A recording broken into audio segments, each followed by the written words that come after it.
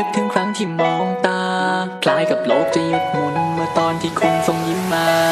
ภาพที่เห็นกับตาทำเอาใจฉันแทบละลายมันโนว่าเธออยู่ข้างกายจนใครต้องยอมและชิดซ้ายคือเธอใช่ไหมที่เป็นนางฟ้าในนิยายฉันพร้อมจะเป็นดังเจ้าชายคอยเทคแคร์ดูแลเธออยู่เคียงข้างกายจะไม่มีวันไหนที่ห่างไกลและห่างเหินจะคอยร่วมเดินเป็นกำลังใจให้ตัวเธอนั้นได้ก้าวไปมีคำพูดหนึ่งคำที่อยากจะบอกกับคำถามเหล่านั้นที่รอเธอมาช่วยตอบจะรู้บ้างไหมว่าคนนี้กำลังแอบชอบทั้งทุกคนทั้งไม่แต่แค่ไม่ได้หรอกแค่ไปขอไว้พบใครสักคนคนที่รักกันและยอมทนจนวันนี้ได้เจอเธอไม่น่าหมดฉันถึงต้องขอบคุณในการและแก้บน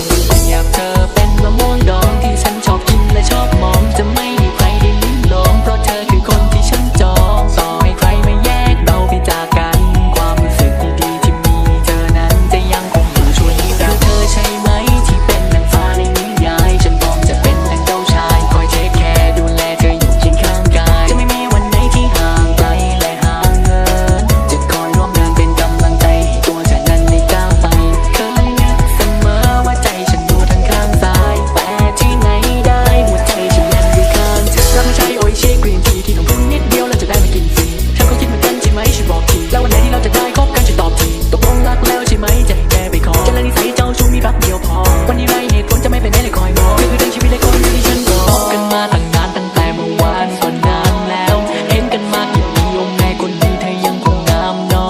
ะเธอยังคงสวยใสและยังคงรักหมดใจคือเธอคนนี้แหละใช่สวยงามน่ารักบาดใจใช่ไหมที่เป็นนางฟ้าในนิยายฉันพร้อมจะเป็นดังเจ้าชายคอยเทคแคร์ดูแลเธออยู่เคียงข้างกายจะไม่มีวันไหนที่ห่างไกลและห่างเหินจะคอยร่วมเดินเป็นกำลังใจให้ตัวเธอนั้นได้ก้าวไปวันพรุ่งนี้จะเป็นอย่างไรจะยังได้เจออยู่ไหมตัวตั้งแต่เธออยู่ไกลไม่รู้ว่าเธออยู่ไหนพี่แค่สนใจทำมันลำบากใจมีคำพูดข้างในที่ออกมาจากใจขอโทษทีถึงแม้ไม่มีวิธีที่ทำให้เธอคืนมา